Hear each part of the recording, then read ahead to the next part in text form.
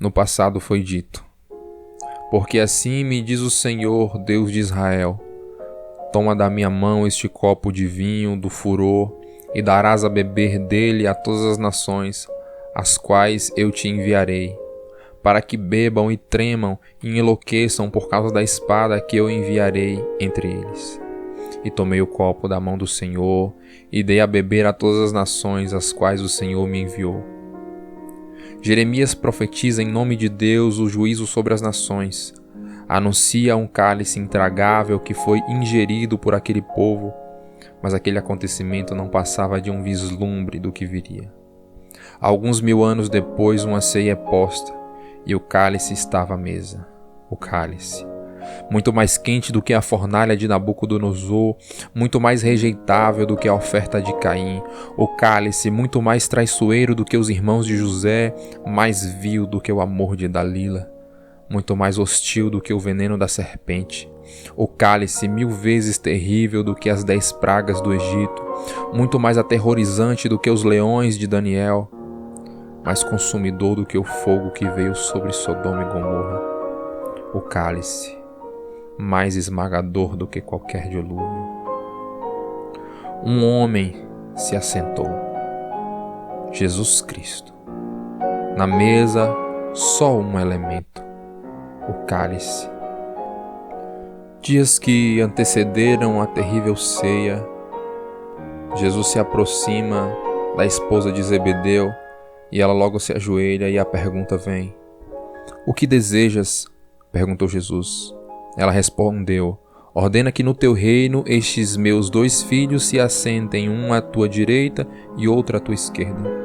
Jesus logo responde: não sabes o que pedes. Contestou-lhes Jesus: podereis vós beber o cálice que eu estou prestes a beber e ser batizado com o batismo com o qual estou sendo batizado? Eles afirmam: podemos. Estes homens beberam do cálice de Cristo, mas não poderiam beber do cálice de Deus. A ira estava reservada para Jesus.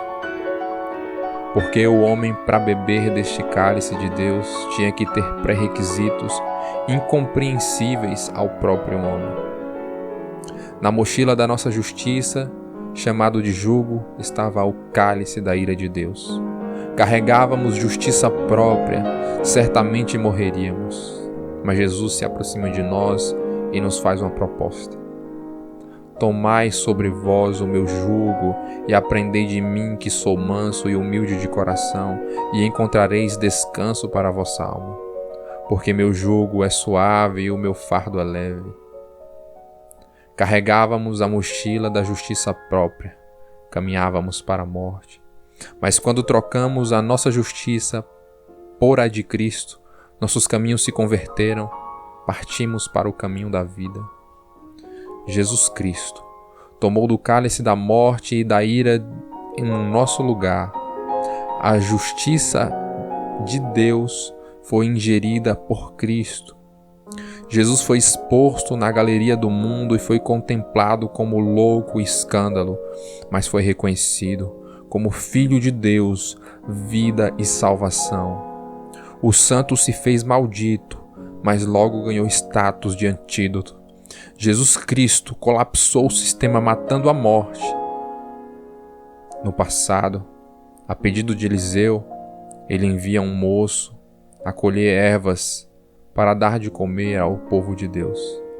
Mas por desconhecimento, colheu coloquíntidas e pôs morte na panela. E alguém logo exclamou: a morte na panela, homem de Deus. Mas Cristo, verdadeiramente o seu corpo é comida e o seu sangue é bebida. E quanto à espada, a espada estava reservada para as nações, mas transpassou apenas um. O batismo da morte foi efetuado.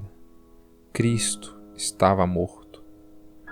Depois Simeão profetiza a Maria, mãe de Jesus, dizendo que ele será colocado para a elevação de muitos em Israel e para sinal de que é contraditado. E Lucas, no capítulo 2, no verso 35, diz: e uma espada transpassará também a tua própria alma, para que se manifestem os pensamentos de muitos corações. Esse é o batismo que os discípulos disseram no texto citado anteriormente, quando Jesus lhes pergunta se eles poderiam não só beber do cálice que estava reservado, mas ser batizado naquele batismo. Certamente não poderiam.